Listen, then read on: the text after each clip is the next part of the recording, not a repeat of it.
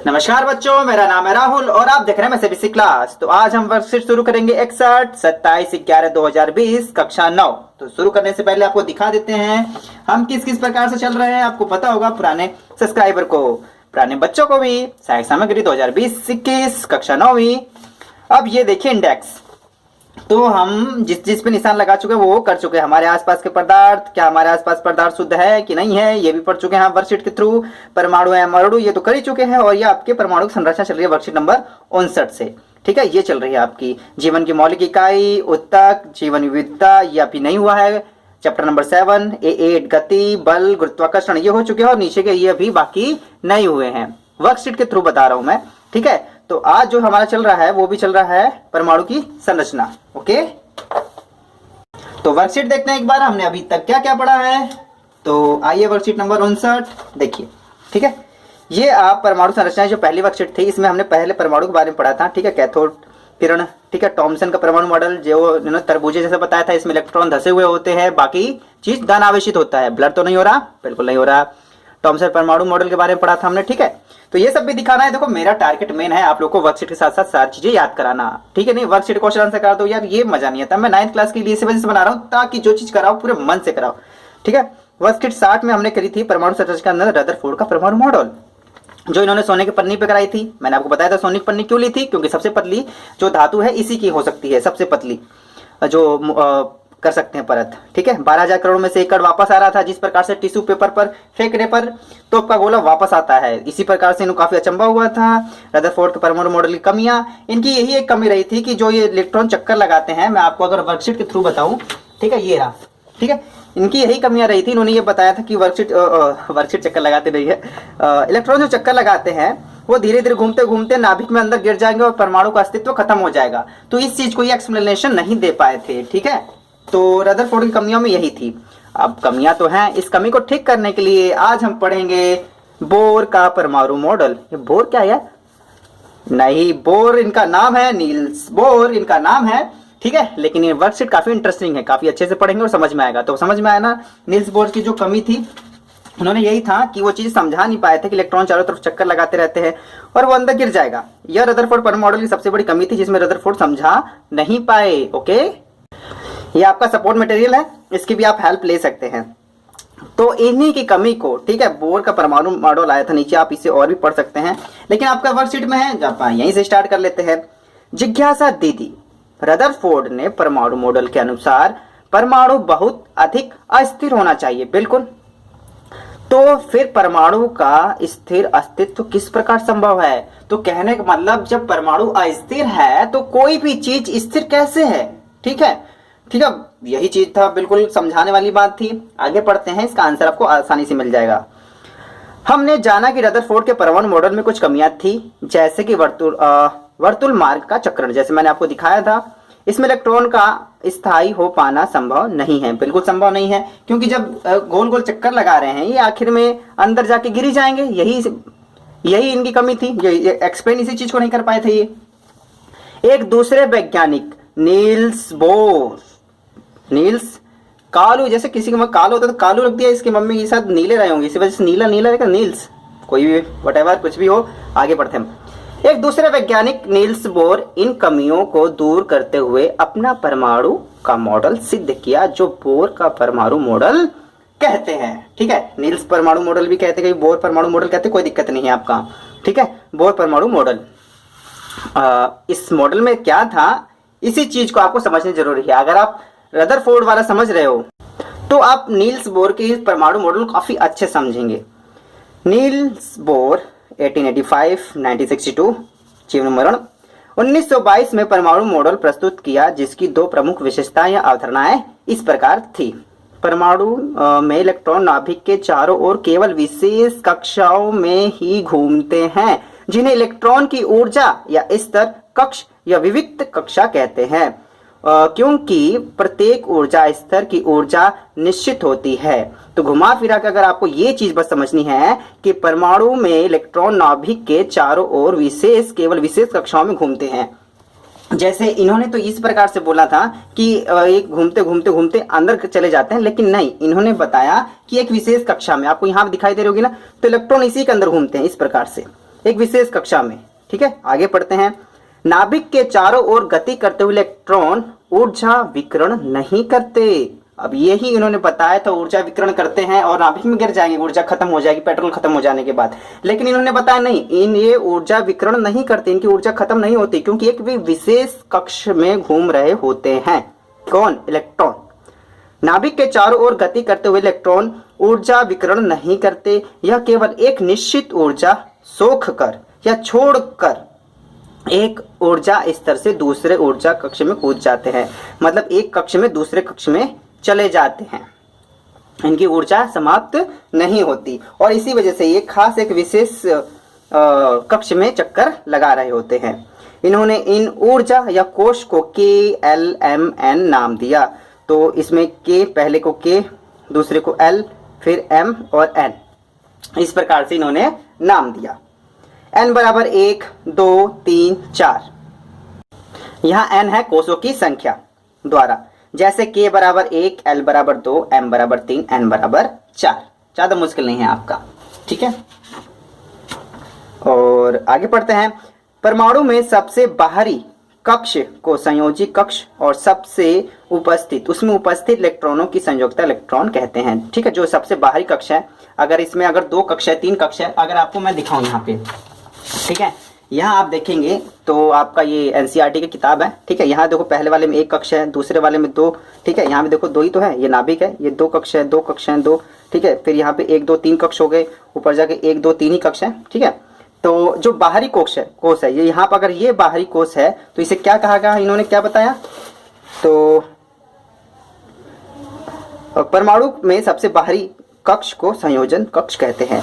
तो यहाँ पे ये संयोजन कक्ष है आपका, यहाँ पे ये वाला है। अगर इसी वाले में आएंगे, अगर देखेंगे छल्लों की संख्या बढ़ गई, छल्ले से समझ सकती है आसानी से। तो जो सबसे बाहरी वाला छल्ला है ना, इसे ये आपका कहलाएगा संयोजी कक्ष, बाहरी वाला कक्ष संयोजी कक्ष कहलाएगा। ठीक, ये ना वर्कशीट मेरे पास में कई सारी हो गई ना, थोड़ा सा हट जाओ भाई साहब। ठीक है, तो किसी कक्ष में उपस्थित अधिकतम इलेक्ट्रॉनों की संख्या निश्चित होती है, जिसे 2n²। n ऊर्जा स्तर कक्ष की संख्या है, जिसे 1, 2, 3, 4 से दिखाया जाता है। इसे KLMN के रूप से भी दिखाया जाता है, दर्शाया जाता है। विभिन्न कक्ष में अधिकतम इलेक्ट्रॉनों की संख्या K में कितनी हो सकती है आपकी, और L में कितनी होगी, M में कितनी होगी। इसे समझने के लिए मैं आपकी वर्कशीट से समझाता हूँ मैं आपको एक बार। ठीक है, वर्कशीट भाई साहब इधर आइए। वर्कशीट हो गई ये आ रही है, सपोर्ट मटेरियल है, देखो इस प्रकार से। ठीक है, यहाँ n बराबर 1, n बराबर 2, n बराबर 3, n बराबर 4। जो पहला कोष KLMN, 4 कोष, 5 कोष भी हो सकते हैं आपके। 2n², फॉर्मूला यही था आपका। अगर दोबारा से दिखाया जाए तो ये आपका 2n² से दिखाया गया है इस फॉर्मूले को, कि एक किस कक्ष में कितने इलेक्ट्रॉन होंगे। ठीक है, ये डिपेंड करता है। जैसे आप ये देखेंगे, अगर बार बार सब चीजें समझाओ, एक कक्ष बनी हुई है तो इसमें कितने इलेक्ट्रॉन है, इसमें कितने इलेक्ट्रॉन होंगे, तीसरे कक्ष में कितने इलेक्ट्रॉन होंगे, ये चौथी छल्ला क्यों बन गया, चौथा कक्ष क्यों बना, उसमें चौथे में कितने इलेक्ट्रॉन होंगे, ये जो डिसाइड किया गया, इन्होंने एक फॉर्मूला बताया 2n², जहां n कोषों की संख्या होगी। ठीक है, तो 2n², 2 आ जाएगा। n पहला कोष है आपका K बराबर 1 है आपका, तो 1 की स्क्वायर 2 1 कम 2 का 2, इसमें 2 इलेक्ट्रॉन होंगे। पहले कक्ष में 2 इलेक्ट्रॉन होंगे, दूसरे कक्ष में 2 की पावर 2, 22 कैसे हो गया यार, हल कटो, ये 22 नहीं होना चाहिए, यहाँ पे 2 आएगा। ठीक है, मैथ से करते हैं, तो 2 दूना 4, 4 दूना 8, तो दूसरे कोष में 8 इलेक्ट्रॉन होंगे। फिर सारा ही गलत है क्या, यहाँ पे भी 2 आएगा। 3 3 9, 9 दूना 18, 18 इलेक्ट्रॉन होंगे कोष में, तीसरे कक्ष में। ठीक है, और चौथे कक्ष, यहाँ पे भी 2 आएगा। 4 चौके 16, 16 दूना 32, 32 इलेक्ट्रॉन होंगे चौथे कक्ष में, जो कक्ष को इसे हम n से भी दिखाते हैं। ठीक है, तो चीजें आपको समझ में आ रही होंगी। आगे आते हैं, और ये याद रखने वाली बात यह है कि सबसे बाहरी कोष में इलेक्ट्रॉनों की संख्या अधिकतम जो संख्या है वो 8 हो सकती है। जो बाहरी कोष में कम से कम आपके ज्यादा जो है आपके 8 हो सकते हैं आपके। अगर आपको ये दोबारा से दिखाऊं आपकी NCERT बुक, तो आपके यहाँ कुछ तत्व दिए गए, hydrogen, helium, lithium, beryllium, boron, carbon, nitrogen, oxygen, fluorine, neon, sodium, sodium, magnesium, aluminium, silicon, phosphorus, sulphur, chlorine, argon, potassium, scandium, titanium. बाकी आपको इस प्रकार से 20 तक तो याद करने पड़ेंगे। मैं तो 30 तक याद कराया गया था डंडे के बलबूते। आपको भी याद करने होंगे, या ट्यूशन या जो स्कूल के टीचर होंगे आपको जरूर ये याद करेंगे। और आपको बच्चों 20 तक तो कम से कम याद करिए, बहुत सारी चीजें आपकी सिंपल हो जाएंगी। हाइड्रोजन, हीलियम, ठीक है। तो पहले क्वेश्चन में दूसरे दो होने चाहिए, लेकिन इसमें एक ही होता है, ठीक है। इसमें एक ही इलेक्ट्रॉन होता है हाइड्रोजन परमाणु में। तो पहला हाइड्रोजन होता है, इसी वजह से जो एक ही इलेक्ट्रॉन है इस वाले में, यहाँ पे भी देखेंगे, और बीच में प्रोटॉन। अब ध्यान से देखेंगे, दूसरा हीलियम दूसरे नंबर पे आता है, तो इसमें 2 इलेक्ट्रॉन होंगे। हाइड्रोजन, हीलियम, लिथियम, लिथियम इसमें 3 होंगे, 3 होंगे लिथियम के लिए। चीजें समझिएगा, लिथियम Li के लिए कितने होंगे? 3, ठीक है। तो इसे बांटना कैसे है 3 को? आपको 2 और 1 में बांटेंगे। तो जो पहला कक्ष होगा इसमें 2 इलेक्ट्रॉन तो आ गए आपके। अब जो दूसरा कक्ष है, ठीक है, इसमें आपके कितने होंगे? 8 इलेक्ट्रॉन, लेकिन बचे कितने हमारे पास? 1। तो इसमें बस 1 ही दिखाएंगे, ठीक है, 1। और जैसे जैसे इलेक्ट्रॉनिक संख्या बढ़ गई, यहाँ पे 2 आ गए, फिर यहाँ पे 3 आ गए। अभी देखो कक्ष दूसरा ही है, और ये तीसरा कक्ष तब तक होगा जब तक ये 8 नहीं हो जाएंगे। ध्यान से देखेंगे, यहाँ से 1 2 3 4, 1 2 3 4 5, 1 2 3 4 5 6, 1 2 3 4 5 6 7। अब देखो ये 8 हो गए, 1 2 3 4 5 6 7 8, ठीक है। ये यहाँ तक चला गया ना, मैं यहाँ पे आपको दिखा, यहाँ पे यार, ठीक है, थोड़ी सी बड़ी किताब होगी, ठीक है। ध्यान से अगर यहाँ से चलता हूँ मैं, तो 1 2 3 4 5 6 7 8 हो गए। अब ये कोष भर चुके हैं, अब इसके लिए एक बाहरी कोष बनेगा जब जो अगला होगा। अब ध्यान से देखेंगे, तो पहला कोष, दूसरा कोष, तीसरा कोष, 3 कोष अब यहाँ बनेगा। तीसरे कोष में शुरू से स्टार्ट होगा आपका एक कोष KLM। अब देखो बाहरी कोष में देखोगे तो यहाँ तक 8 भर चुके हैं, बाहरी कोष में आपको एक और भरना है। तो बाहरी कोष में आपको दिखाई देगा कि केवल एक ही इलेक्ट्रॉन है। इसी प्रकार से आपके भरने हैं। अगर आप पौष्टिक संख्या दिखाऊं तो देखो बाहरी कोष में 2 8 फिर 18 फिर 32, इस प्रकार से भरे जाने हैं आपके, ठीक है। उसी प्रकार से आपको आगे भी आपके तत्व आएंगे, इलेक्ट्रॉनों की संख्या को उसी प्रकार से इनके कक्ष में स्थिर करा जाएगा। और विशेष इलेक्ट्रॉन विशेष कक्ष में होते हैं, इस वजह से इनकी जो ऊर्जा होती है विकृत या विकर्ण नहीं होती, ठीक है। उम्मीद है सही समझा रहूंगा मैं, ठीक है। तो चलिए आगे बढ़ते हैं हम। न्यूट्रॉन की बारी आ गई। क्या? न्यूट्रॉन। तो एक बार इसे भी देख लेते हैं, ये वाला सोडियम परमाणु। अब देखो सोडियम कितने पे आता है आपका? सोडियम 11 पे आता है। कितने पे? 11 पे आता है सोडियम। Na ये आपका आता है 11 पर। तो इसको तोड़ेंगे कैसे? पहले पे 2 होगा, फिर इसमें 8, ठीक है। और कितने बचे फिर तीसरा कोष? यहाँ पे KLM कोष होगा ना, तो K में तो 2 होगा, L में 8 होगा, कितने बचे? 8 तो 10, 1 बचा 1। तो इसे बनाएंगे कैसे? देखो पहले कक्ष में कितने भरने हैं आपके? 2 भर दिए हमने। दूसरे कक्ष में 8, दूसरा कक्ष बनाएंगे हम L8, 1 2 3 4 5 6 7 8। आपको एक इसमें 1 भरना है आपको, तो एक और बनाना पड़ेगा इस प्रकार से, ठीक है। एक भर देंगे, ये हो गया आपका, ठीक है। अब जबकि हाइड्रोजन में देखोगे, हाइड्रोजन में एक ही होता है। यहाँ देखो हाइड्रोजन में एक ही होता है, ठीक है। तो इसमें एक ही बनेगा आपका, एक चक्कर बनेगा, और इसमें एक इलेक्ट्रॉन दिखा देना आपको, बस हो गया, ठीक है। तो चलिए न्यूट्रॉन पढ़ते हैं हम। न्यूट्रॉन एक और अपरमाणु कण की खोज जेम्स चैडविक नाम के वैज्ञानिक द्वारा 1932 में की थी। याद रखना, अगर आपको लिंक कराऊं 1932 1922, पहले आपका 1922 नील्स बोर वाला याद रखना, ठीक है। इन्होंने परमाणु मॉडल दिया था 1922 में, और 10 साल के बाद इन्होंने बताया कि नाभिक में एक और चीज पाई जाती है। क्या? न्यूट्रॉन। क्या पाई जाती है? न्यूट्रॉन। अभी तक इलेक्ट्रॉन और प्रोटॉन के बारे में चर्चा हो रही थी, लेकिन जेम्स चैडविक आए, अरे भैया हमारा भी नाम लीजिए, हम बता रहे हैं एक और चीज है न्यूट्रॉन। और न्यूट्रॉन नो चार्ज, कमाल की बात है। पॉजिटिव नेगेटिव लोगों ने खोज दिया, इन्होंने नो चार्ज खोज दिया। नेगेटिव नो चार्ज होता है, ठीक है, न्यूट्रॉन। न्यूट्रॉन पर कोई आवेश नहीं था, बिल्कुल सही। और इसे खोजना बहुत इंटरेस्टिंग है ना, कोई आवेश नहीं है, किस प्रकार खोज लिया इन्होंने, बहुत इंटरेस्टिंग चीज है। न्यूट्रॉन पर कोई आवेश नहीं था, और इसका द्रव्यमान लगभग प्रोटॉन के बराबर था, और इसका संकेत N, न्यूट्रॉन को N है। और उसने कहा अरे यार कोई इज्जत नहीं वैज्ञानिक की उन्होंने कहा कि, ऐसे हम पढ़ लेते हैं कोई बात नहीं, उन्होंने कहा कि न्यूट्रॉन प्रोटॉन के साथ नाभिक में स्थित है। न्यूट्रॉन प्रोटॉन के साथ नाभिक में स्थित है, ठीक है। आपका एक परमाणु है इस प्रकार से, ठीक है। इसका एक नाभिक होता है, नाभिक में अभी तक क्या इन्होंने पता था कि आपका प्रोटॉन पाया जाता है, क्या प्रोटॉन, लेकिन इन्होंने कहा ना ना ना ना भाई इसके अंदर न्यूट्रॉन भी होते हैं। कितना है? न्यूट्रॉन नाभिक में, ये आपका क्या है? नाभिक, कोई भी नाभिक, ये सब ये आपके सब नाभिक है। तो नाभिक के अंदर क्या क्या पाए जाते हैं? इस नाभिक न्यूट्रॉन और प्रोटॉन दोनों पाए जाते हैं, नाभिक के अंदर न्यूट्रॉन और प्रोटॉन दोनों पाए जाते हैं आपके। तो उन्होंने कहा कि न्यूट्रॉन प्रोटॉन के साथ नाभिक में स्थित होते हैं, अतः परमाणु का अधिकतर द्रव्यमान नाभिक में ही स्थित होता है। ये तो बहुत पहले आपको बता दिया गया था, क्योंकि इलेक्ट्रॉन का द्रव्यमान नगण्य माना जाता है। याद रखना, इलेक्ट्रॉन का जो द्रव्यमान है बिल्कुल ना के बराबर, ठीक है, माना जाता है। तो ठीक है, उम्मीद है आपको समझ में आ रही होंगी। बहुत ही इंटरेस्टिंग है, नील्स बोर इतने बुरे भी नहीं है, काफी अच्छा दिया इन्होंने, बहुत चीजें हमारी क्लियर और जस्टिफाई कर दी। ठीक है, तो जिन बच्चों के पास किताब होगी ना, तो एक बच्चों एक बार ना आप ये वाला पेज जरूर देख लीजिएगा। ठीक है, ये वाला न्यूट्रॉन वाला। ठीक है, इन्होंने ये भी बताया गया है, देखो इन्होंने एनसीईआरटी बुक में आपकी सही से लिखी हुई है, 2 की पावर 1, 2 की पावर 2, ठीक है, 3 की पावर 2, 2n², यही फॉर्मूला था ना 2n² वाला।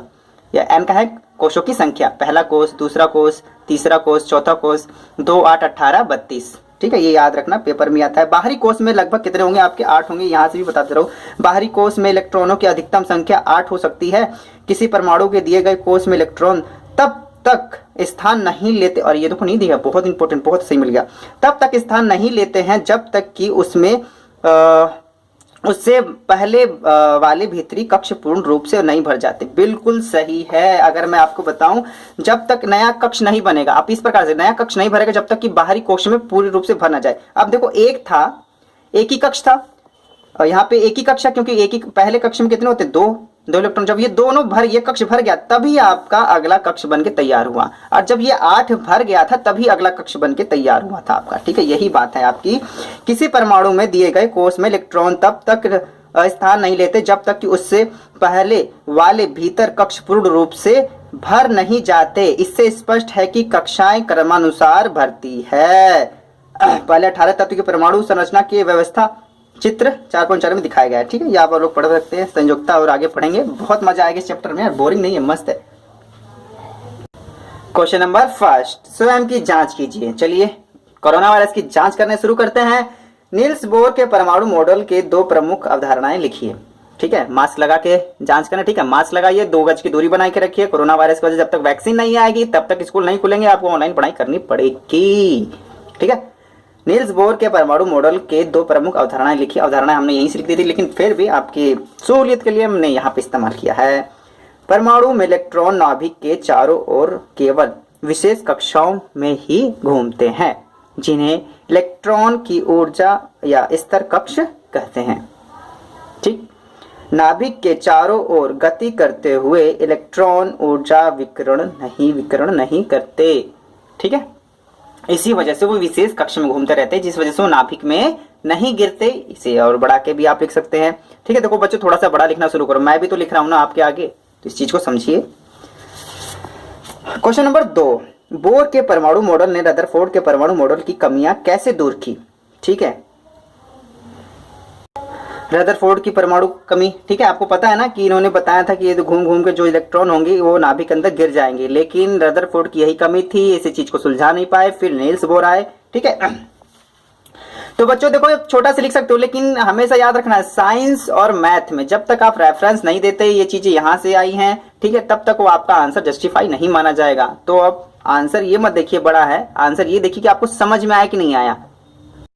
कुछ बच्चे हैं जिनको आंसर से मतलब है, उनको लगेगा आंसर बड़ा दे रहा हूं। अगर चीजें आप समझ के लिखेंगे तो आपको लगेगा ये भी आंसर छोटा है, आप इसे और भी बड़ा बना के लिख सकते हैं। अगर ये 4 नंबर में आए तो क्या करोगे आप? चलो कोई बात नहीं। रदरफोर्ड इलेक्ट्रॉन के वर्तुल मार्ग में ऊर्जा का विकिरण समझाने में सक्षम नहीं हो पाए। बोर ने परमाणु मॉडल ने समझाया कि परमाणु में इलेक्ट्रॉन नाभिक के चारों ओर विशेष कक्षा में घूमते हैं, जिससे इलेक्ट्रॉन की ऊर्जा विकिरण नहीं करते, मतलब ऊर्जा उनकी समाप्त नहीं होती, खास कक्ष में घूमते रहते हैं। कौन? इलेक्ट्रॉन। याद रखना, इलेक्ट्रॉन चक्कर लगाते हैं। नाभिक में क्या पाया जाता है? न्यूट्रॉन और प्रोटॉन। ठीक है, तो ये अगर इस प्रकार से बना के लिख देना है आपको। और ये मैंने क्या, ये आप बताओगे ना यार कि उसकी कमी क्या थी नील्स बोर की, बस आप लिखे जा रहे हो डायरेक्टली, तो ये भी अगर आप लिख लेंगे तो ज्यादा अच्छा रहेगा आप लोगों के लिए। ठीक है, तो क्वेश्चन नंबर 3, बोर के नील्स बोर पूरा लिख लेते यार। बोर के परमाणु मॉडल के अनुसार 4 ऊर्जा कक्ष वाले परमाणु का चित्र बनाइए। चित्र बनाइए, देखिए कितना अच्छा चित्र बनाया मैंने। ये है आपका सबसे पहले नाभिक बना रहे हैं। यहाँ पे बस प्रोटॉन लिखा है, ठीक है। इन्होंने बस प्रोटॉन ही दिखाया था तो फिर मैंने प्रोटॉन ही लिखते हैं। प्रोटॉन यहाँ बना लेना है। फिर आपको पहला कक्ष KLMN, पहला है K, दूसरा है L, तीसरा है KL, फिर M, फिर N। तो कक्षा एक K कक्षा, L कक्षा, M कक्षा और N कक्षा। तो इसमें N बराबर 1, N बराबर 2, N बराबर 3, N बराबर 4, ठीक है। तो इसी प्रकार से बना देना है आपको। प्रकार से बनाइएगा। देख रहा हूँ मैं भी मेहनत कर रहा हूँ, हाथ से नहीं बनाया। आप लोग भी अच्छा बनाइए, ठीक है। मेहनत करिए, चीजों को करने में जब अच्छा लगता है ना तो फिर बड़ा मजा आता है। क्वेश्चन नंबर 4, न्यूट्रॉन क्या होते हैं और ये कहाँ स्थित होते हैं। देखो अब इन्होंने साफ साफ पूछ लिया भैया न्यूट्रॉन कहाँ स्थित होते क्या हैं। तो आपका है न्यूट्रॉन परमाणु का अपरमाणु कण है। न्यूट्रॉन, अब देखो न्यूट्रॉन नाभिक में स्थित होता है। इस प्रकार से भी खत्म किया जा सकता है, लेकिन नहीं, मैंने दोनों लिख दिया। न्यूट्रॉन प्रोटॉन, न्यूट्रॉन प्रोटॉन के साथ नाभिक में स्थित होता है। तो इससे आपको याद रहेगा नाभिक में दोनों पाए जाते हैं, न्यूट्रॉन और प्रोटॉन दोनों भी, जैसे वर्कशीट में मैंने आपको समझाया भी था। क्वेश्चन नंबर 5, संयोजन कक्ष और संयोजन इलेक्ट्रॉन क्या होते हैं। तो बाहरी कक्ष होते हैं, जैसे मैंने आपको बताया था, बाहरी कक्ष को संयोजन कक्ष और उसमें जितने इलेक्ट्रॉन है उसे संयोजन इलेक्ट्रॉन कहते हैं। परमाणु में सबसे बाहरी कक्ष को संयोजन कक्ष कहते हैं तथा इसमें उपस्थित इलेक्ट्रॉनों को संयोजन इलेक्ट्रॉन कहते हैं, ठीक है। अगर इसमें 2 ही कक्ष हैं तो ये संयोजन कक्ष हो जाएगा, 3 ही कक्ष हैं तो ये हो जाए संयोजन, ठीक है। तो उसके कक्ष के ऊपर डिपेंड करता है और उसमें जितने इलेक्ट्रॉन है वो आपके संयोजन इलेक्ट्रॉन हो जाते हैं। उम्मीद है चीजें आपको काफी अच्छी समझ में आई होगी। कमेंट करके बताइएगा किन चीजों में कमी होगी तो उसे अगली वीडियो में ठीक किया जाएगा और इंप्रूवमेंट किया जाएगा, क्योंकि आपका फीडबैक देना मेरे चैनल के लिए और मेरे लिए और आप सबके लिए भी काफी अच्छा होगा। आपके प्यारे प्यारे कमेंट्स का आपको मुझे इंतजार रहेगा। मैं सिर्फ इस क्लास की इस वीडियो को देखने के लिए धन्यवाद। जय हिंद, जय भारत।